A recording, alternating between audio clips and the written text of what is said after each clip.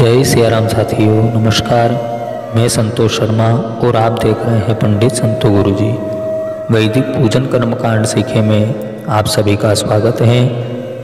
आज हम भगवती कुल देवी की कृपा प्राप्ति के लिए, उनकी प्रसन्नता के लिए कुल देवी स्तोत्र का पाठ श्रवण करेंगे।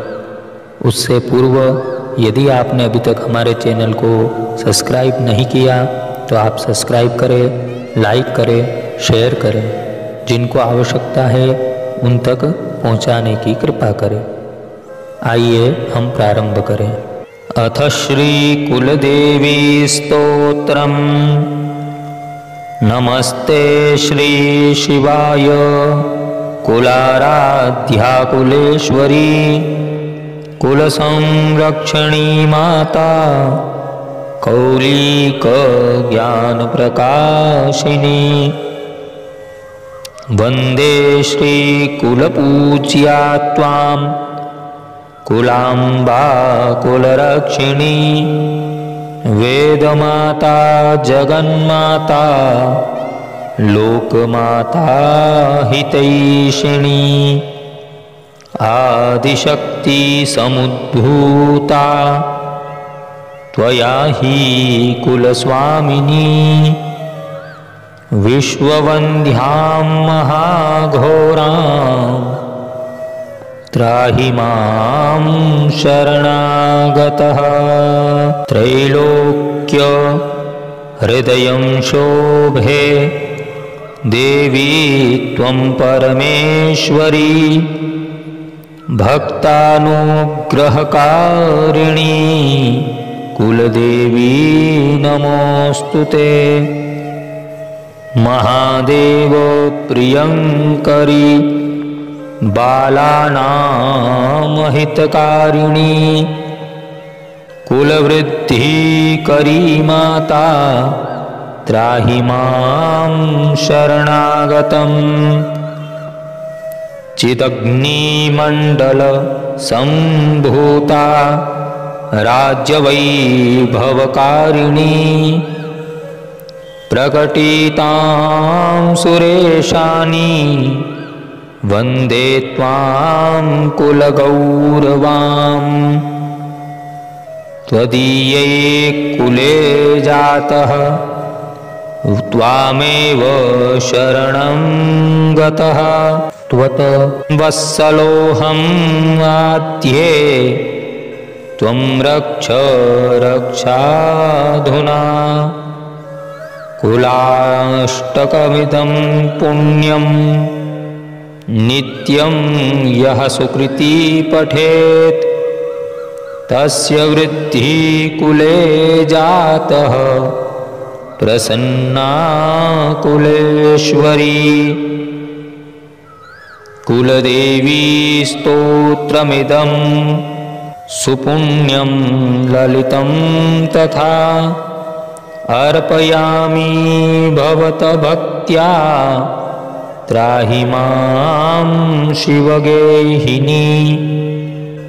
तस्य श्री कुलदेव्यार्पणमस्तु। ओम श्री कुलदेवी रक्षा कवचम् विनियोगः। ओम अस्य श्री कुलदेवी रक्षा कवचस्य नारद ऋषिः अनुष्टुप्छन्दः। श्री कुलदेवी जगदम्बा प्रीत्यर्थे जपे पाठे विनियोगः।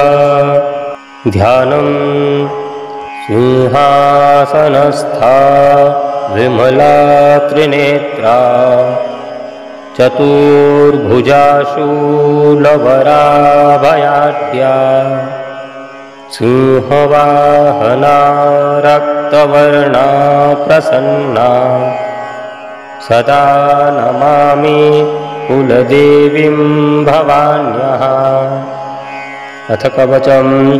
कुलदेवी मां पातु शिरः शीर्षदेशतः। ललाटे पातु मे देवी भालमध्येश्वरी सदा। नेत्रे च पातु मां देवी कर्णयोः श्रोत्ररक्षिणी नासां पातु जगन्माता वदनं वाग्विलासिनी कण्ठं पातु महादेवी स्कन्धौ चापि सुरेश्वरी भुजौ च पातु सर्वेशी करौ च वरदायिनी हृदयं पातु मां दुर्गा नाभिं चाम्बा सदावतु कटिं पातु महालक्ष्मीः पृष्ठं चण्डे सदावतु उरु मां पातु कात्यायनी जानुनी च महेश्वरी जङ्घे पातु जगद्धात्री गुल्फो पातु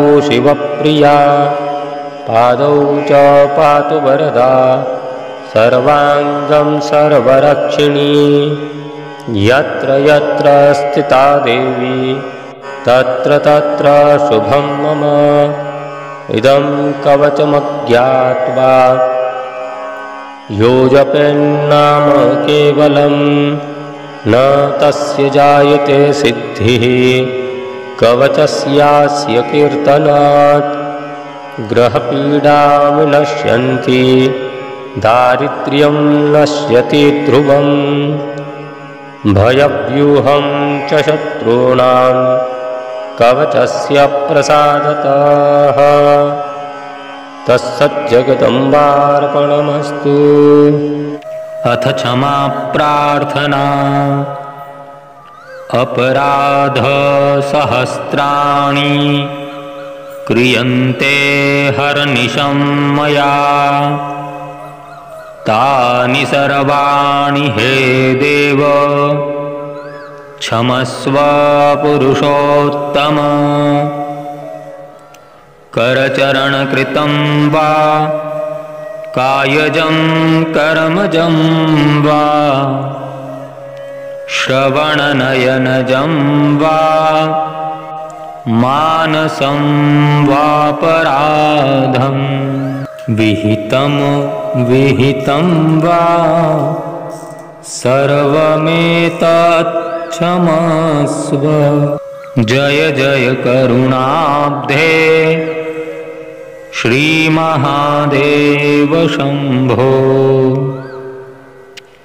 यदक्षरपदभ्रष्टं मात्राहीनं तु यद्भवेत् तत्सर्वं क्षम्यतां देव नारायण नमोऽस्तु ते। विसर्गबिन्दुमात्राणि पदपादाक्षराणि च न्यूनानि चातिरिक्तानि क्षमस्व पुरुषोत्तम। कायेन वाचा मनसेन्द्रियैर्वा बुद्ध्यात्मना वा प्रकृतेः स्वभावात् करोमि यद्यत् सकलं परस्मै नारायणायेति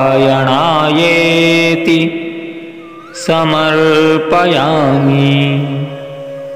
सर्वे भवन्तु सुखिनः सर्वे सन्तु निरामयाः सर्वे भद्राणि पश्यन्तु मा कश्चित् दुःखभाग् भवेत्।